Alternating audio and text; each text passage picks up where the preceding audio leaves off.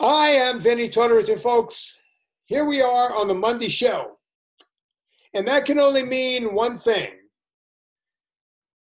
Well, it can mean several things. But in this case, this is what gets me excited. You know, in life, you have enthusiasms. A man becomes preeminent. I haven't done that in a long time. Let's see if I can pull that up. Let's see if I can get this going. You see, the people on the thing won't be able to hear this. The people that watch the video won't hear it. Here we go.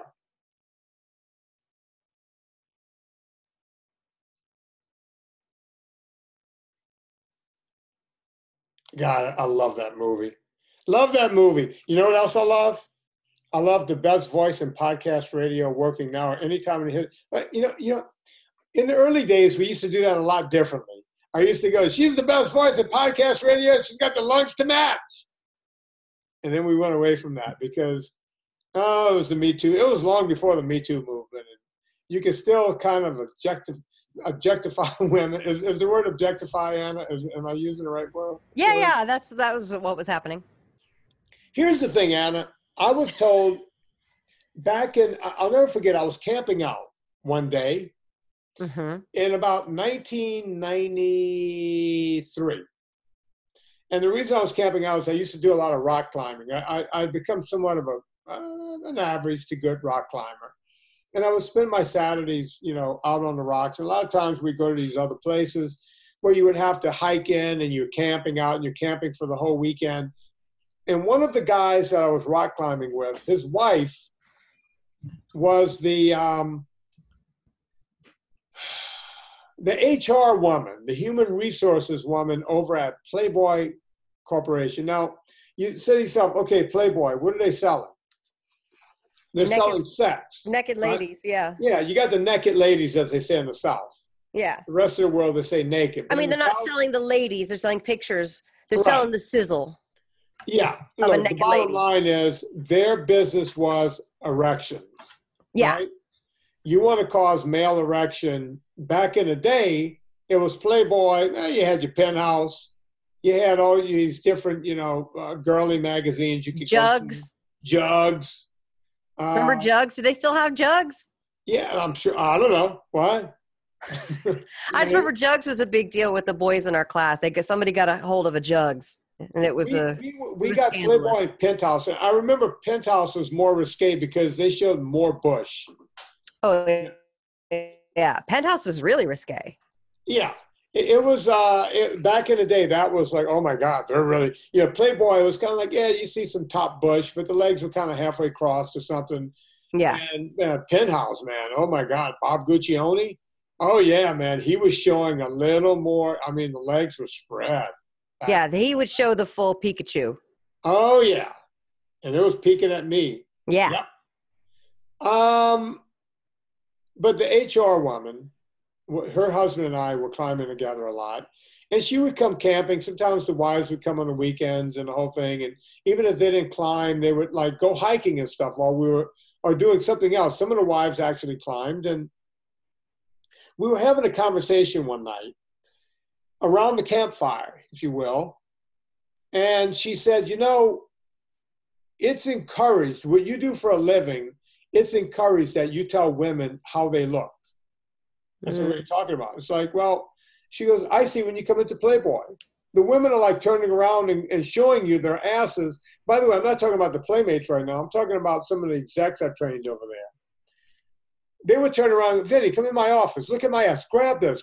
Feel what I'm talking. I even talked about that in my book a little bit.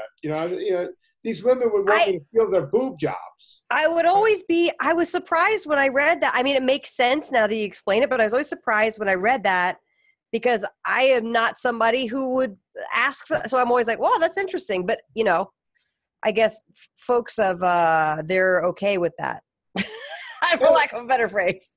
I was still living, and I'm going to get back to the human resource thing, but I was in New Orleans the first time a woman, that's when boob jobs, we're talking 1984, they were brand new. Like that people just started getting them.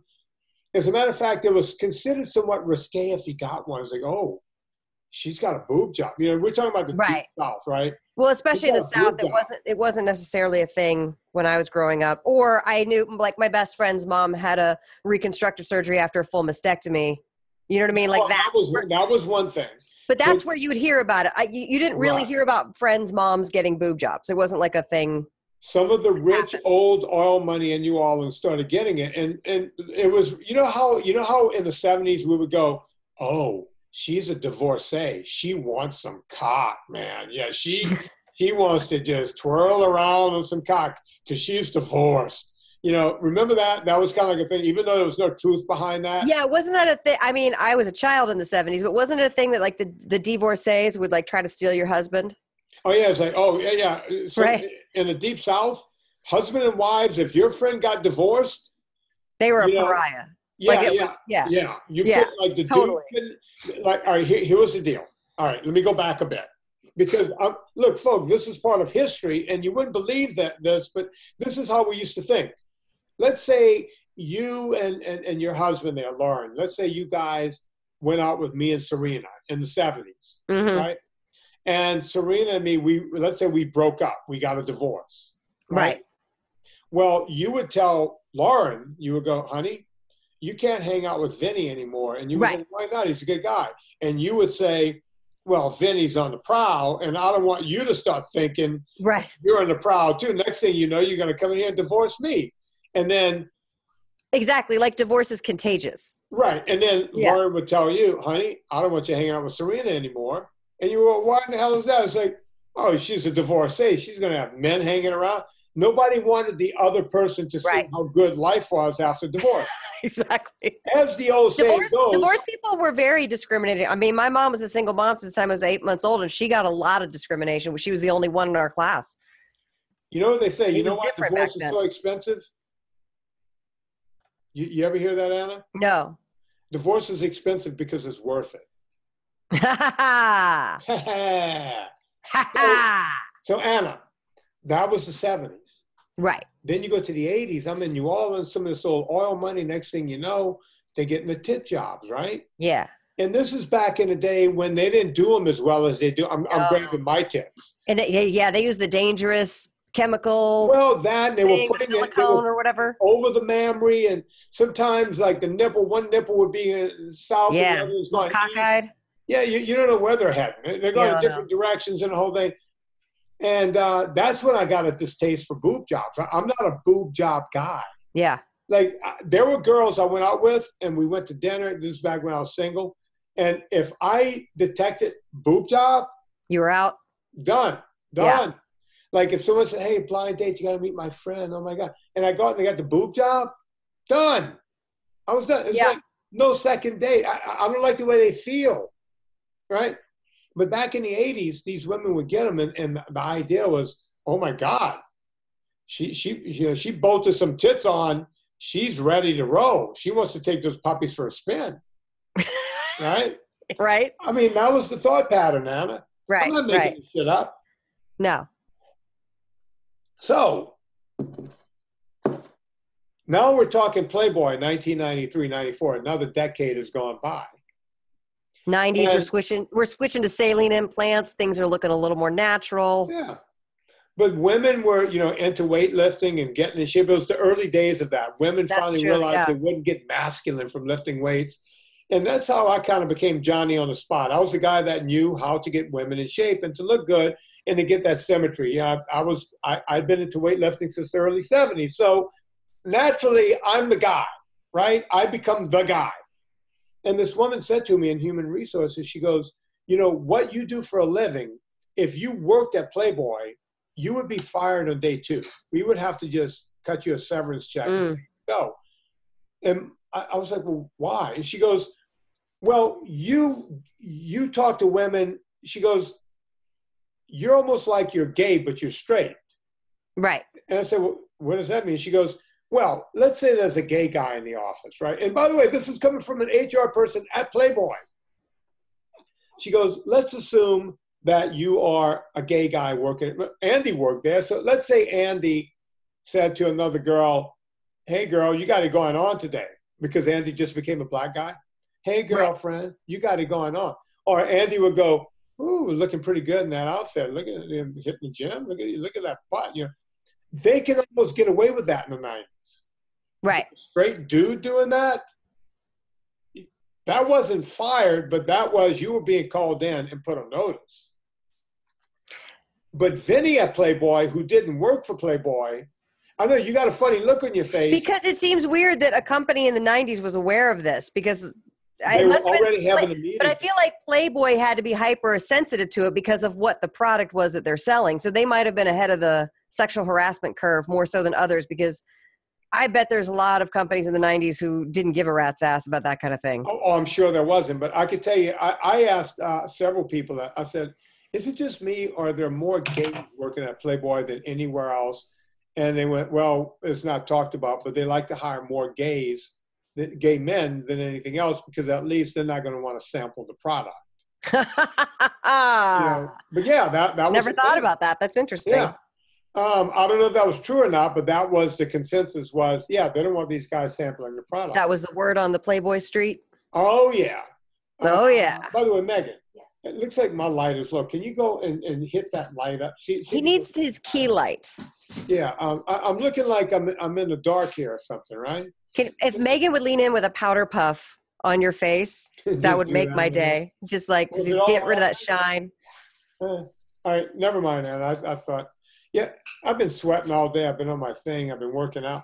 So, Anna, the things I was able to say at Playboy, I mean, the VPs would call me in, hey, Vin, how's my ass looking? They'd pull up their skirts and go, hey, check my thighs out. They'd flex their muscles and the whole thing. Feel this, feel that. You couldn't do any of that today. And they weren't flirting. They legit wanted your clinical expertise. Yeah, this wasn't, hey, big guy. Some of those jug rubs were flirting, though. Okay. Let's get back to the jug rubs. Let's go back to New Orleans. I had a client in New Orleans. She got a boob job from Dr. Johnson. I'll tell you who it was. He bolted a lot of tits on back then. And she was like, look, Dr. Johnson told me that I need to massage these things every day. And I said, okay. And you need to play some sexy porn music right now. Let's see if I can pull that up. I don't have that in my queue.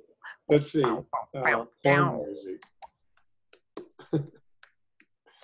See, Anna, if you played it on your end, would that come through this speaker?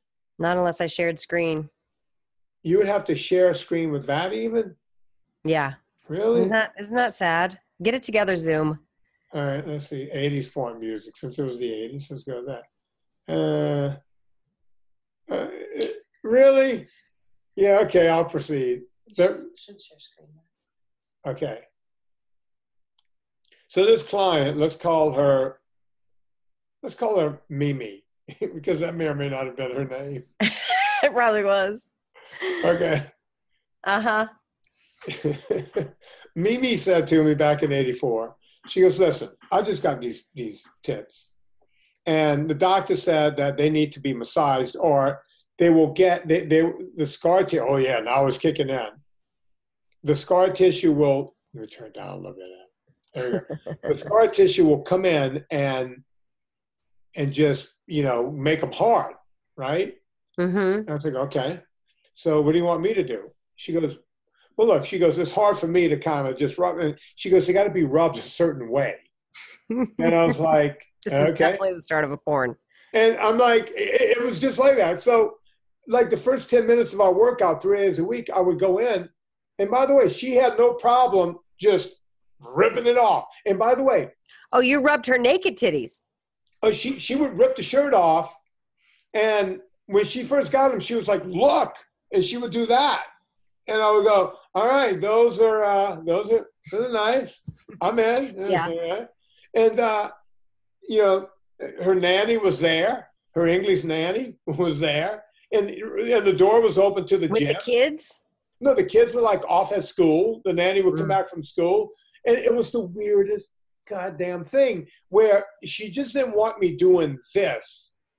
It was like you had to move it around like the rib cage, like that. Ugh. And there was some get underneath, like get underneath them. and keep, And she just absolutely could not do that herself, even though she had 100% access to them. Well, she said she could do it herself, but she wanted me to really get in there. I'm sure she did. Sounds like she really did. And Anna, I got to tell you, look, I'm in my early 20s at the time. Yeah, that had to have been an amazing experience. And let's throw on top of that I'm Italian, right? Yeah, and there's a lot going on. I'm like sitting there thinking baseball and nuns that beat me, and this kind of stuff. Yeah. Half the time I'm running half mass, I'm sure. It was like, oh my God, I hope, I would wear like the loosest shorts I could wear. It was the most amazing thing. I bet. And then, when we were writing the book, Dean was asking me, he goes, name some weird shit, because you would think that that's the only time that happened. I get to LA and the 90s are happening and every woman seems to be getting a tit job. Right. Right? Yeah. And they're all saying to me, yeah, my doctor says that exercise is important, blood flow. And they're all, my doctor's telling me I got to rub these things 20 minutes a day. Anna, I'm not exaggerating when I'm telling you this happened 3, if not 4, 5, or 6 times. And 6 is too many. In a day? No. Over the course of like the 90s. Okay. I was like, damn. Yeah. And I had one client that had, Anna, I couldn't make this up if I wanted to, but she had sciatica of some sort. Uh-huh. Okay. You stick your thumb up her ass? Pretty close. Here, let me see if I can show it on camera, Anna. Let me get my mic here. Here, let me loosen my mic. All right. So, Anna, can you see what's doing over here? Yeah. All right. I'm going to turn around. All right. Okay. Can you see my ass? Yeah. This mic. Yeah. Like this. Folks, you really got to watch this. All right. So, I'm going to turn around. Geez, I don't know if I can do it. Let's see. All right. Like that. All right. You see, like right here, right where your ass goes in? Yeah. Okay. That's where her problem was, right? Uh-huh. Okay. All right, Anna, you rub that area, you're tapping, you're hitting the backside of the JJ. There's no two ways about it. Yeah, right? For sure. Yeah. And I just had to touch my own to verify. And that's true. That's what happens. You're touching lips, right? I mean, it's right where we're talking, what could brown do for you goes right into pink. Yeah. Right? And she would do the thing where, it's taint area. And she wanted that rubbed out well. Right. Number one. Number two, she was, by the way, I still got the porn music going on over here. Awesome. I'm trying to get my mic back. Yeah. But yeah, she was like, hit it good. Like hit it good. And she wanted like 20, 25 minutes of that. And I ended up having to stop that because such a dumb shit. She started in after a few of those with the, that feels good. Oh. Get a little more. Can you? And she would like perk up a little bit because she would lay down on the bench in the gym. Right. And again, now I'm in my mid 30s, and I'm not even flying at half mass anymore. I'm like, should I fuck this chick? I mean, she just wants you to definitely finger her. Oh, it's definitely, Until you fingered her is what you're saying. No, I never did. Anna, that's the one thing, and I know you're looking at me funny over here. Are you sure? Yeah, because I was getting enough. Yeah, okay. My thing is, I didn't want to lose a client. Yeah. So the conversation, it took me like 3 But if you reject them, then do they feel awkward and then fire you anyway? No, here's what I did. Because this was a good paying client. Yeah. And I trained the husband too. He was a big producer in town. Yeah.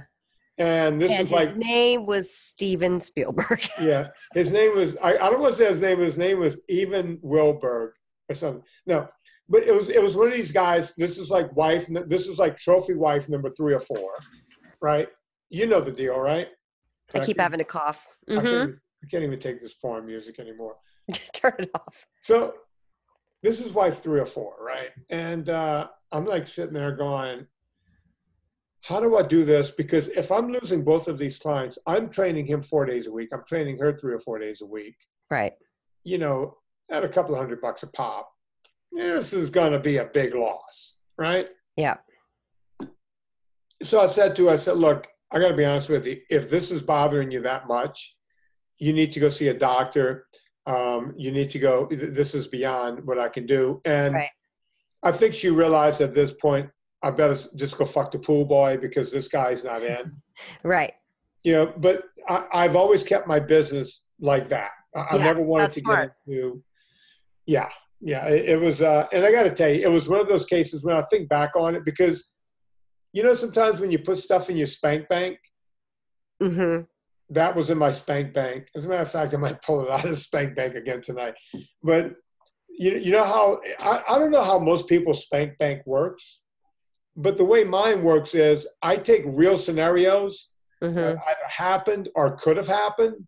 Right. And I could throw that into a spank bank and just use it for years. Sure. I think that's how most people's spank banks work. Yeah. And that one was up there for a long time. So anyway. I don't know how to segue out of that. There is no segue from that. Hey, folks, you'll be at Flappers tonight. Hey, when you brought up women in the 90s became less afraid of weightlifting, they thought then they wouldn't bulk up. It reminded me to ask you, because we get this question still in 2018. Are you sure as a woman I can lift weights with my legs? Are you sure I won't make big thighs? I'm positive. Like, people go out of their way. Now, listen, here's the thing. Sometimes women, they got their skinny jeans. They want those to fit a certain way. They don't want to go up a size, this and that, and the whole thing. Yeah, when you lift weights, obviously there's going to be some hypertrophy that's going to take place. That's a fancy word for saying that your muscles will build a bit. But here's the thing, ladies.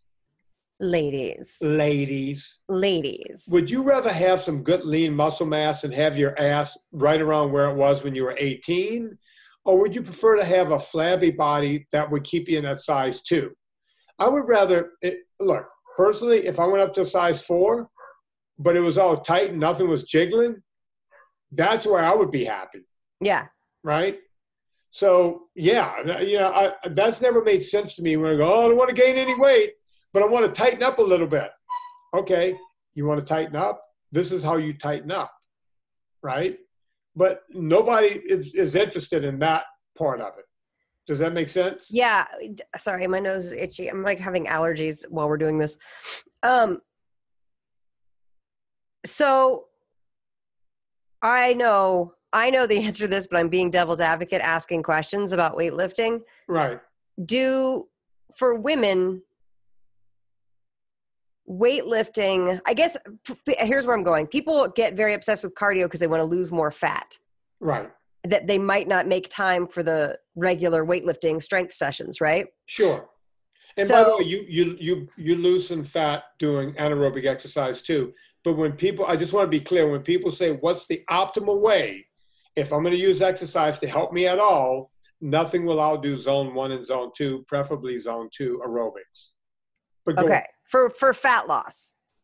Yeah. And also for, you know, building up mitochondria and getting your cardiovascular system bulletproofed, you know, that kind of thing. Right. Don't use that phrase. Well, yeah.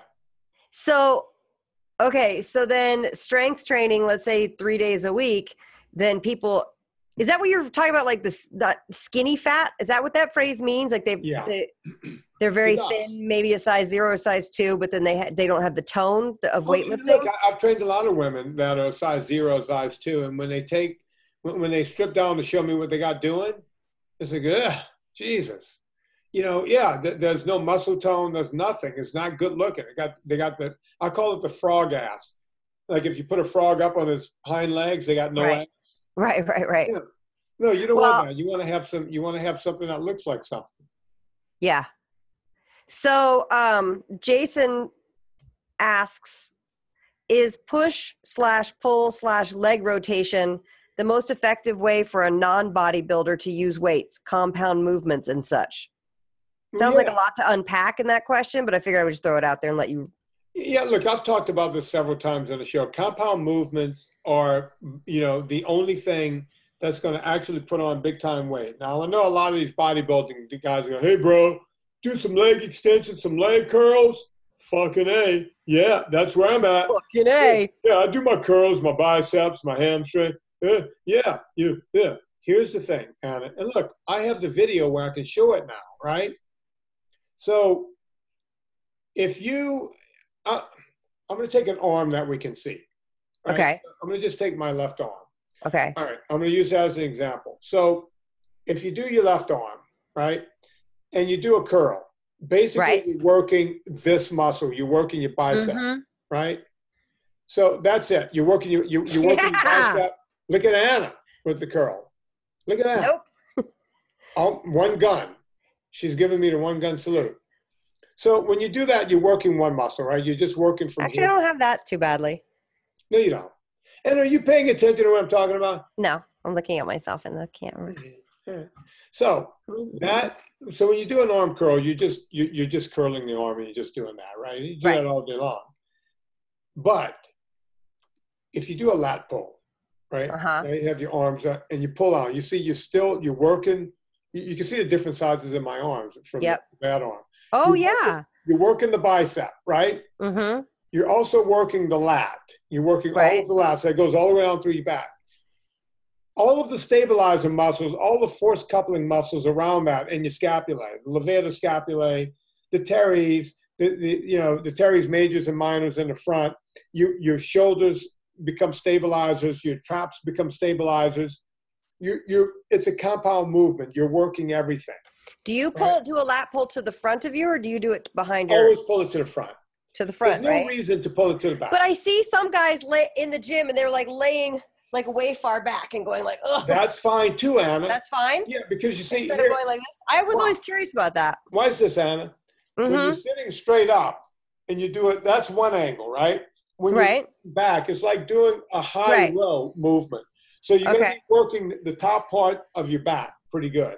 Yeah. Now, when you go the opposite way and do a low row, now you're pulling low. So there is some merit to it. There's a lot of merit to pulling in different directions. Whether you're pulling straight towards you or pulling down to up or pulling up to down or somewhere in between, it all matters. It all matters. And it's good to change it up. It's not good to just do it one way. Do the same ones, yeah. Right? Okay. He said push, pull. So we just gave you the pull. Now let's give you the push. Right? There's a few different ways you can push. You can push straight up. That's going to work your triceps, right?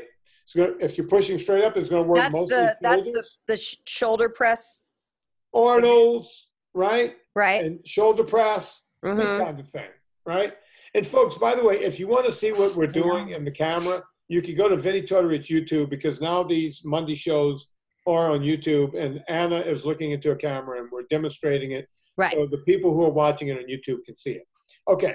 You push up, you're working your triceps, you're working mostly your shoulders and some of the shorter muscles around the clavicle and a little bit in the traps. Your traps get a pretty good workout. Not to mention your rhomboids in your back become stabilizers and so on and so forth. Rhomboids. Yeah, rhomboids. You know the rhomboids. Yeah, the rhomboid family. Yeah. Ne'er-do-wells. What were they, like trapeze audience? Trapeze? We are the rhomboids. The rhomboids. The great rhomboids. Yeah. So wait, I'm not done, Anna. As opposed to chest press when you're laying down. I'm going to get to that next. Or seated. Or you got chest where you're laying down or seated. Now instead of pushing up, you're pushing straight out. So you're working some of the deltoids again, right? But mostly you're working the pec major and minor, and you're working the tricep again, right? Yeah. And then you have incline press you can do where you're in between the two. Right. Right? And you have dips where you're pushing down. So that's all pushing exercises. Now, the question becomes, do you need to do tricep extensions? Do you need to do curls? Do you need to do these side deltoid raises, these front delt raises? Well, a guy like me needs to do them because I have a hurt shoulder. I have a really bad shoulder, right? So yeah, it behooves me to do it. But unless you have a problem where you're trying to build muscle in an area that lay dormant for 1,000 years, you're basically kind of wasting your time unless you want to go into bodybuilding or these fit models and this fit model competition where you have to work every little tiny muscle, but that's spending 4 hours a day in the gym. Right. That's not what we're talking about here. We're talking about the average person regular trying people. to keep it together. Mm-hmm. That's who I'm talking to here. Yeah. Right? Now, look, do I know what I'm talking about when it comes to those other people? Yes. And I've put a lot of people on routines who have done very well on stage. But that's not what we're talking about here. Right? And then when it comes down to the legs, you just want to push. So now let me stand up again. Now we're talking, squats. We're talking lunges. And you're talking about holding a weight on your back of your shoulders while you squat. Right, yeah. You need to put the proper amount of resistance on. You're talking kettlebell swings. You're talking kettlebell lifts. You're talking leg press, deadlifts, this sort of thing. And it's all compound movements. And all of those routines can be done in about 35 or 40 minutes per time that you go in. It's not a 3-hour workout. Do you only do legs once a week or do you do legs twice a week? I personally like to do them twice a week. Well, it looks like I'm awesome, Anna. It's true. Yeah. You know what else is awesome? What? Villa Cappelli olive oil. Yeah, it is. Tell them all about it, Anna, because you cook every now and again. You know what I just made? Yeah. I invented some cauliflower gnocchi, and then I made a pumpkin marinara, and it's friggin' good. And you know what that is at the base of that marinara?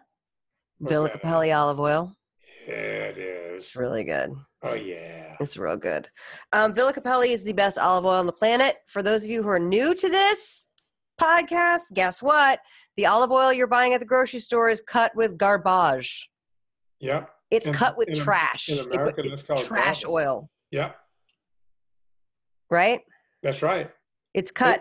They're legally allowed to do it up to 30 or 40% with the seed oils, the cottonseed, the canola, the safflower, the sunflower, the soybean oil. It's kerosene, Anna. It's kerosene. It's lampante. It's lampante. It's lamp oil. You burn it. You don't eat it. So we hooked up with the boys at Villa Cappelli long after we've already been talking about them on the podcast, and they are sponsors of this show. They do make the best olive oil on the planet. You can get your hands on some by going to VinnieTortorich.com and clicking through the Villa Cappelli banner ad. Do your shopping, all that good stuff. And then enter the discount code Vinnie, VINNIE, not with the wimpy Y. Nope, IE. You're going to get 10% off your order, VINNIE. Yeah. You can see it's on the thing behind how Vinnie has his name behind him. I don't have my name behind me. Yeah. I need to put Villa Cappelli on that thing too. Yeah, you should. So yeah, get your hands on some Villa Cappelli. It's well worth it. Here's our next question. Well, hang on. I got to turn the porn music off. I played it throughout the Villa Cappelli. Oh, good. Oh, if I had known that, I would have made it just a little. If you want to have an oil party. Wait, hang on, Anna. Hang on. You ready? Yeah. I'm better. I don't like this porn music. Let me see if I can do better. Yeah, you can do better. Hang on. I have faith in you. Cheesy porn music. Let's see what this says. Cheesy porn music. Here we go. Oh, yeah, Anna. You ready? Yeah. On 3, you ready? I'm going to cue you. I want you to go right into a Villa Cappelli ad. Yeah. Let's do this. Let's get real tight on the mic.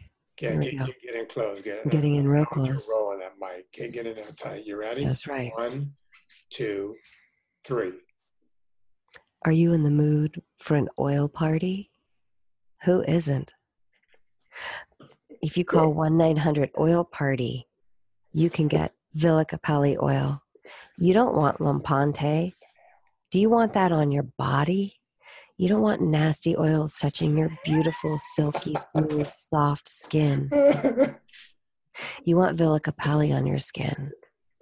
It's the oil that feels good when you fucking it. Wait, hang on. Yeah, what? Wait, take 2. Wait, hang on. Take 2. Are we starting over? No, I want you to pick up where you left off, but okay. You don't fuck the oil. You use the oil for fucking. Okay, ready? That's what I said. No, an oil to fuck in. Oh, I thought you meant because we're having an oil. Okay. No. I want you to pick up where you that was bad copy. You should write better copy for me. Okay, you ready? Yeah. Number 2, let me get the music on, and I'll cue you in. I'm going to give you one of these. All right, ready? Okay. Hey, by the way, I'm sorry, folks. You have to go 3, 2. Yeah. All right, like Yeah. that. All right. Yeah. I know all the hand symbols. Okay, ready? 3, 2. If you want to have an oil party, get yourself a 3-liter tin of Villa Cappelli olive oil. They sell it at villacappelli.com. That's 2 P's and 2 L's. There's a little something for everybody at villacappelli.com.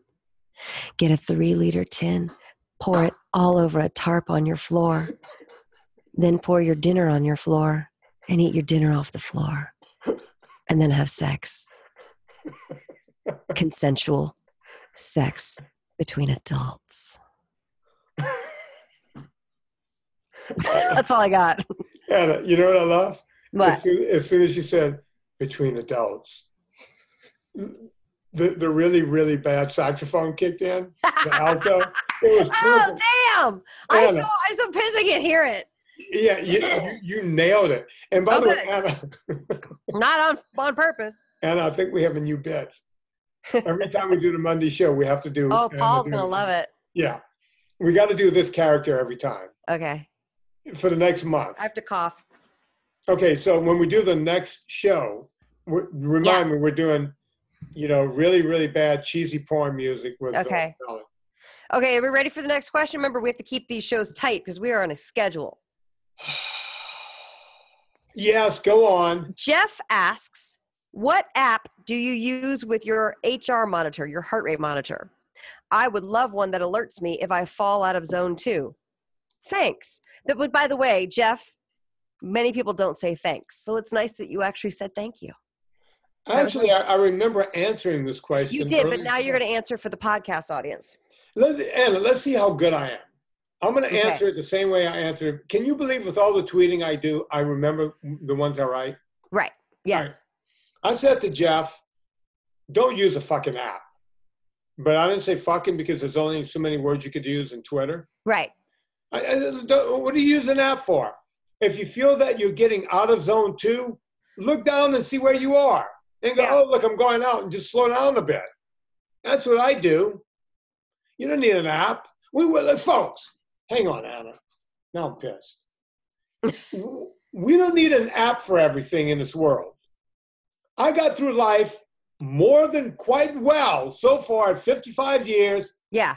You Zero doing all right? apps, Anna. No apps? 0 apps. You don't have Lose It or Fitness Pals or Nike Heart. I don't know. I don't know what the apps are. Anna. You don't do Weight Watchers points? All right. As far as successful people go, would you consider me not successful, mildly successful, successful? Where would you put me on the range? Very successful. I think most people would. Successful enough that I could do a free podcast, right? Yeah. I've done well in my life. I've worked my ass off. I own a vitamin company. I own a coffee company. Yeah. I've written a bestseller, 2 bestsellers. Yeah. Monty and then the second book. Yeah. I spawned an industry around the term NSNG. Yeah. Where you've been able to become successful in that field. You were already successful, right? Yeah, I guess. I don't know. Success is weird. Success is weird, but in the realm of success in the world, we're both considered successful people. I work really hard, and sometimes things work out great. Don't apologize. I hate. I'm just saying, I can't. You can't sort it out. This drives me nuts. This is what I hate about this generation. You're supposed to be ashamed of your success. I'm not. I'm sorry. I'm not ashamed of it. Sometimes I'm like, I don't understand why it's worked out for me and it hasn't worked out for some other people. Because there are people who are more talented than I am. Anna, you know what I mean? Anna, I talk about failure quotient all the time. If we added up all of my failures versus success, it looks like I'm a complete failure in life. Yeah. But the way I look at it is every time you fail, you're that much closer to success. And in fact, when I do podcast interviews, I like to talk about the failures the most. I like to talk about the most embarrassing, humiliating, terrible failures because when I was coming up, that's what I wanted to hear people talk about because I was like, how do you manage that shit? And that's what I want to tell people. I'm not embarrassed that I have fucking failed. I'm falling on my ass. You know what I mean? Because people, that's very. that's what I'm saying. People usually only talk about their successes. They don't talk about the dark times. All I talk about is failure. And when I get together with the successful people in my life, the Dean Laurie's of the world, the Don Coddingtons, you get together with these guys, the Matt DeAndreas, you get together with these guys. We don't sit there over steak and talk about success. We talk about all the times we failed. Yeah. It's amazing how because you learn more from failure than you do from success. You get a success and you're like, oh, this is going to be my life for forever. I don't have to change anything. Right. But failures is where you have to improve yourself. You got to change every time, right? Yeah. Now, with that in mind, Anna. Yeah. I don't know about you, but I'm going to go first, and I want you to think about this really hard. Okay. I don't even know where you're going with this, by the way. Oh, I'm going to tell you where I'm going. Okay. You know how many apps I've used in my life to become successful? No apps? 0 apps, Anna. Now, one app did I need. Now, one app did I use when I was doing 24-hour cycling and mountain biking. Now, one app did I use when I was doing, 2 and 3 days on a bicycle. Yeah. Now, one app did I use to play football. I mean, you're my size. You didn't check your apps after you caught the ball and ran to tally up your yardage? I was the guy that tackled the guy that caught the ball. Oh, they didn't let me touch the ball. The only time I touched the ball is when it was just accidental tackling the guy who had the ball. Right. They looked at me and they went, and picking up a fumble. Meat cleavers, they ain't touching the ball. Yeah. So Anna. Yeah. Any success I've had in life, not one fucking app, not even a half an app. Maybe I had an apple, and that's about it. Maybe I had an appetite. Maybe I was apoplectic sometimes. But the one thing I didn't have. Often on this show. Yeah. I live apoplectic. I never used recovering apoplectic. As a matter of fact, I hire people to use apps. Right, Megan? You use apps? Yes. Megan uses apps. Megan, are you successful? Yes. She's not that successful. She's a school teacher. You know what she's doing here this summer? What? Same thing she was doing last summer. She comes to LA. She worked for Corolla last summer. She still works with Lynette this summer, right? Mm-hmm. And that's good. Works with Matt DeAndrea. She comes here every day, all day. You know what she's doing? What? Trying to figure out what successful people do. I'm not kidding. That's what she's up to. Am I wrong, Megan? She's trying to figure out what successful people do. Yeah. And guess what, Megan? I'm not going to find that out with an app. No. And by the way, let me tell you how proud I am of Megan today. Out of all my assistants that usually run screaming, number one, she's on week number 2, which is shocking. That's a miracle right there. Miracle. Yeah. Number 2, you ready for this? What? She's sick as a dog today. Guess she's who showed here up for work? Sick as a dog. She goes, you worried if I come in sick? I'm like, what the fuck? What do I care? Come in sick. I'm not a wilting flower. Our lives don't stop for sickness, that's for sure. So Anna, go back. What was that guy's question again? About HR monitor, he wanted some sort of app to tell him if he went out of zone 2. No. But just the monitor will tell you. You just look at they your got watch, those ding, ding, ding. or just if you're on the machine, just put your hand on the thing and then see where you are. See where you are. And, don't look, folks. The reason I went into this tirade is this whole generation sits around and they become obsessed with everything, right? Quit being so obsessed with everything. Number 1. Well, Number I got to 2, say, stop being so obsessed with everything. It took me a while to get over wanting to run Run Keeper every time I ran or walked. And I don't know why. I just wanted to do it. And now I kind of understand in my body how far I'm going. You know what I mean? Yeah. Like I know how much is 3 miles. I know how much is 5 miles. Right. Also for time, but I get it. But it feels good to not have to do apps, and it feels even better to not have to count carb grams, calories, any of that stuff. Because people do ask me all the time, where's the nutritional info in the book? And I'm like, it's food. Yeah. You're cooking food. Yeah. So there's your nutritional info.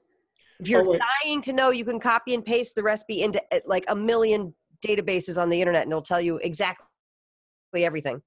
And I just had a guy on the show I did a one-on-one with him, Dr. Nadir Ali.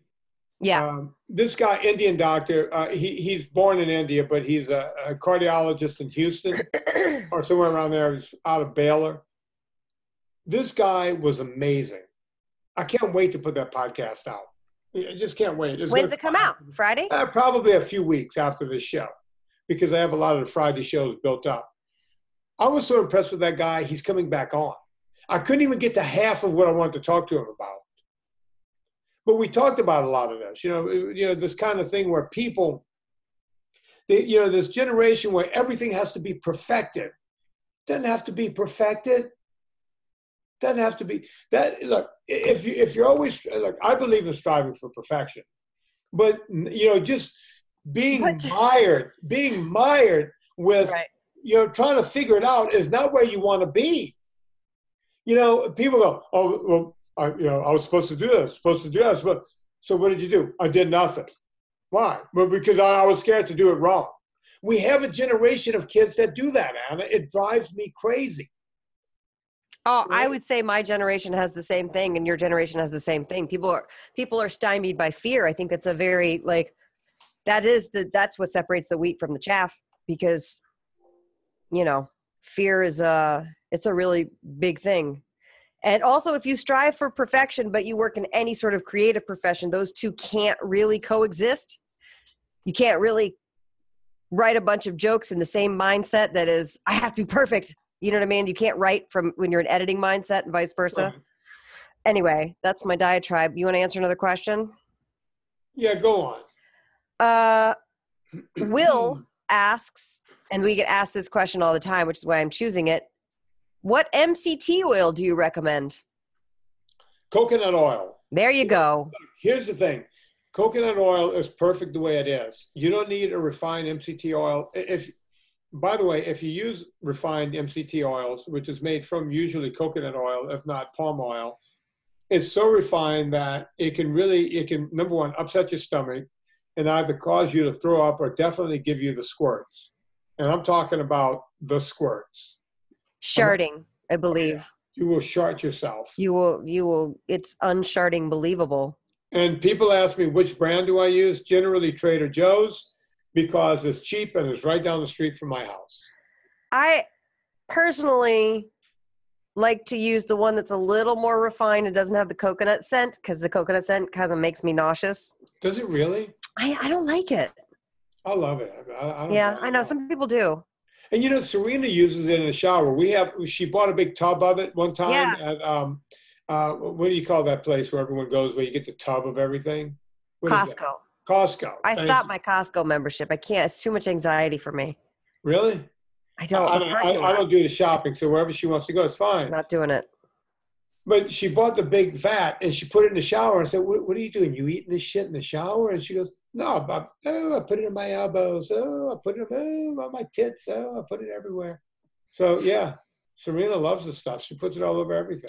I'm sure she's going to love that you told everyone she puts it on her tits. I don't know if she does it now. I see her putting it in her crotch and everywhere else. Right. Definitely goes straight up the vagina. Okay. Yeah. If you're listening to this at home, please do not insert coconut oil into your vagina. That's been the Angriest Trainer Fitness Confidential podcast disclaimer. Is it bad for you, Anna? I don't know. If you can oil pull in your mouth, I guess you can douche with coconut oil. Why not? You can oil pull your snatch. Yeah. But Anna, think about it. Wait, hang on. Yeah.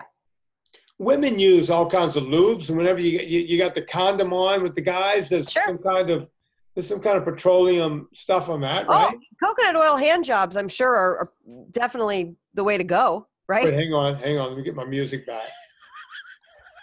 Tell me a little bit more about this coconut hand job, Anna. No, I'm not. I'm moving on. Go on. No, Anna. The music. People want to know why their feet are getting numb in the cycling. That's all I have is a joke about coconut oil hand jobs. Wait, say that again? Just say it one more time. Coconut oil hand jobs. Coconut oil hand job. Oh, yeah. Tell me a little bit more about it. Come on, Anna. Oh, yeah. What do you think of the Eat to Win diet? Are you kidding? Wait, let's go back to the guy with the cycling problem first. Guy has lost weight on NSNG, Simon, and he's getting back into cycling, and his toes go numb after 10 miles. Is it a bike fitting issue? My toes always go numb on the elliptical. Anna, will it impress you if I answer it the way I answered it to this guy several Yes, hours ago? and you should try to impress me because that's really important. If I remember right, he said something about he lost a lot of weight. Should I get my bike reset, repositioned? Right. And should I do something with the cleats and the pedals and the whole thing? And I remember writing back to him saying that, yeah, you might have to want to get your bike refitted, but usually it's not in the toe box area where it's happening. It's usually pulling along the top of your foot. So you want to loosen those straps a bit. But then another guy came in and said, move the cleats back. And yes, that's something that ultra cyclists have always done. Just move the cleats back a little bit. That doesn't always alleviate it altogether, but it does work. The belief pattern is you have more power when you do that. I just find that when you have the cleats as far back towards the heels as you can, that when you're going really long, there's less strain on your calf muscles. So Right. It's good for a few different things. I don't know if it adds more power. They say it does, but there's no real proof behind it. But yeah, moving it back could help. But looking at just relieving some of the pressure on the top of your foot is the best way to do that. Moving on. This is really more of a comment, and I like this because I'm sure you'll have something to say about it. Christian writes, I trained for 2 years, 5 times a week with awful pain in my biceps tendon. I literally couldn't curl a barbell, and no supplement for joint pain or rest could help me. For the past 6 months, I've had no pain at all, and the only thing I've changed was to go NSNG. And I got to say, my husband, who lifts a lot of weights, had a very bad tennis elbow for lack of, I think that's what it was, right here. It was right here, and he would like dig in his arm because he was in pain all the time. And he's basically gone completely NSNG, and he hasn't complained about his elbow since. What's the guy's name again? Christian wrote that? Oh, yeah, let me play this song right here. Oh, wait, how did this song come up? I didn't want to turn it up. This is what I wanted right here. Night Ranger. Ooh. Yeah. Yeah, Night Ranger. Remember this group, Anna? He's a douchebag. Yeah.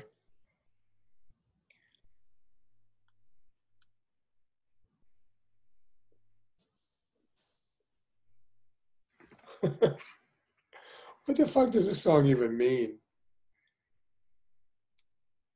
Have you ever seen the video, Anna? For which one? Sister Kristen. Oh, yeah. We watched that. We went over that in detail in an early episode. Did we really? The lyrics, yes. And also, you'd be so proud of me because somebody was talking about the lyrics to Blinded by the Light, and I could tell them what a deuce coupe was because of you. Anna, we got to get to the second show. Now you got me thinking deuce coupe. Yeah. Man for Man made it famous. It was written by the boss, Bruce Springsteen. Well, here we go. Yeah. Oh, look at all that hair. When dudes look like chicks. God, that was such a horrible era for music. Unbelievable. All right, I got to get off that. Kristen, look, the bottom line, Anna, is this. I hear that all the time. Yeah. The inflammation going down? Yeah.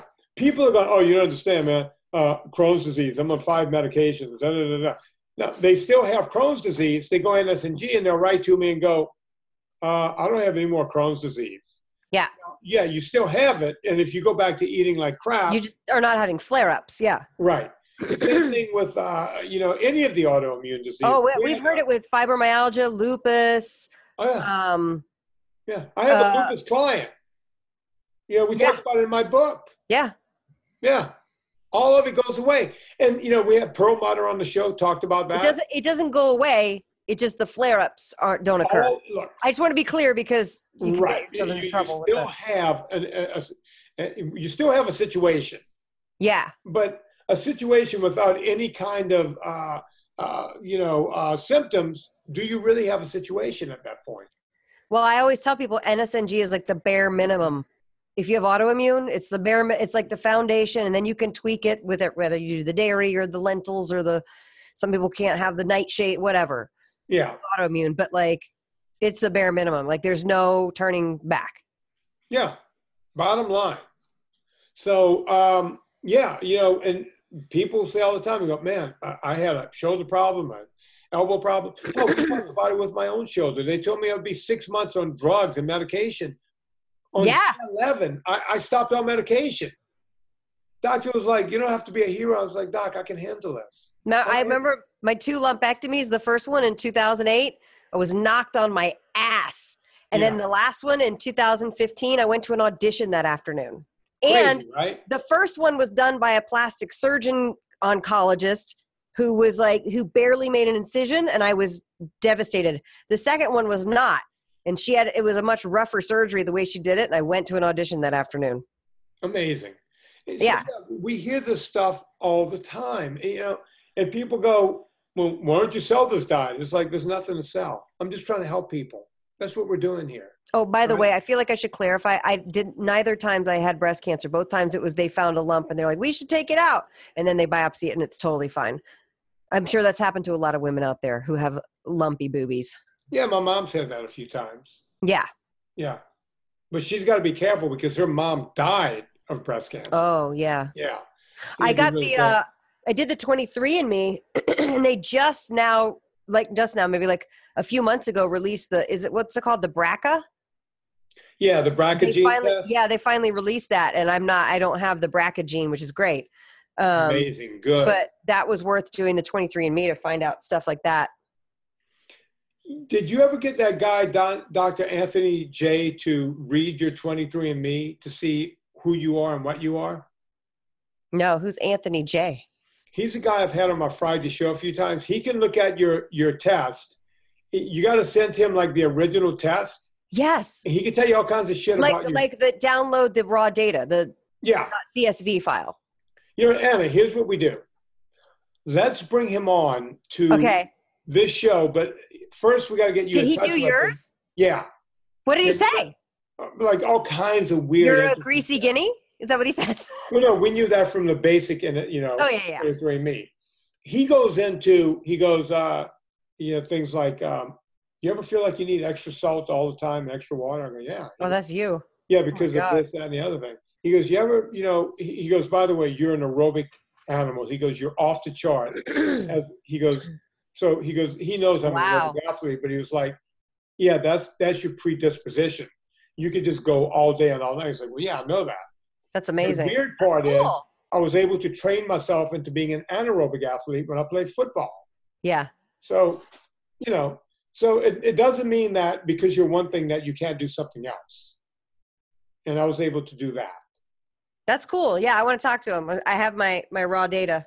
It's good for if you work with a functional medicine doctor too. You can get the 23andMe, download that raw data, and they can find out if you have I call it the motherfucker gene. What's it called? The MTHFR, the gene mutation where you can't absorb anything but the active form of the vitamin or the food form of the vitamin, which is why Pure Vitamin Club vitamins are so good because they use the active form of the vitamin. Hello. Yeah, that's exactly what it is. Anna, let's call this the show. Yeah. Are we going to be douchey and change our shirts so we're wearing a different show for next week? Yes, we are. Okay, great. Let's just let the audience in on what we're doing here. We're doing 2 back-to-back shows because you're going to be out for a bit. Yeah, I got to go to New York. You got to go. So we're doing 2 back-to-back shows here. Yeah. And we're going to hang up. I'm going to go change my shirt, put on a different cap. Like that matters. Every now and then the wind blows your backdrop and it looks like it's going to fall on you. It doesn't. No. But in case anybody's watching and wondering, and it's not Megan back there about to knock it over on you. Megan opening and closing the door and it causes waves. It's okay, Megan. You can keep doing that. We don't care. Where were you, Megan? Did you feed the dogs? Do I use the fish stuff? Because we're out of the other stuff. We're completely out of the other stuff? Like not enough a scoop. Can you do a half a scoop for each dog? Yeah. All right. Here's what we do. Yeah. All right. Can you quickly thaw out some of Topsy's other food? There's one already thawed. Yeah, but we got to give that to Topsy. Yeah.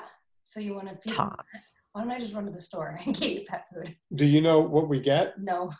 You'd have to text it to me. Okay, all right, let me end this. Let's hang up. All right. Oh, wait. All right. Hang on, Megan. All right. Here's what we're going to do. All right. All right. So, folks, if you like what's going on here and you want my dogs to be able to continue to eat, you know what to do. Before you go to Amazon, go to VinnieTolerance.com, click through the banner. It puts a little coal in the fire. It gets our train down the track, and it doesn't cost you anything extra. Also, again, this week, hey, man, I'm doing NSMG. I don't know what to cook. Well, that's a cookbook called Eat Happy, written by the cutie pie on the other mic, Anna Vocino. Buy it. Get Eat Happy. I mean, Megan, do you have Eat Happy? Do you like Eat Happy? She likes it. I love it. It's just foolproof. Just go get Eat Happy. Yeah. And trust me, folks, just try. It's the best selling. It's Amazon best selling cookbook. It is. It is what it is. And it's my goal to get every last one of you mofos back in the kitchen making real food. Yeah, mofo. Yeah, mofo. Okay. On behalf of Anna Vocino, Anna, wait, I can't turn both of these off at the same time, so don't start saying derogatory terms and shit until I say you're okay. All right? Why would I do that? I don't know. So on behalf of Anna Vocino, Vinnie's a butthole rubber. My name is Vinnie Todorich.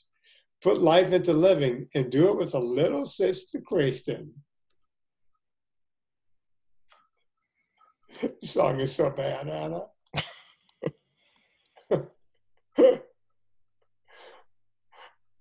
I don't even know what they're talking about. Isn't he trying to keep her from losing her virginity? I have no idea what he's doing.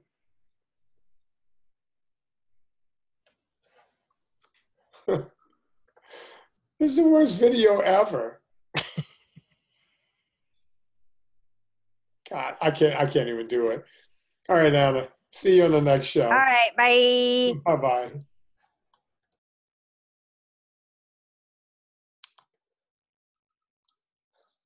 Stop recording on that one.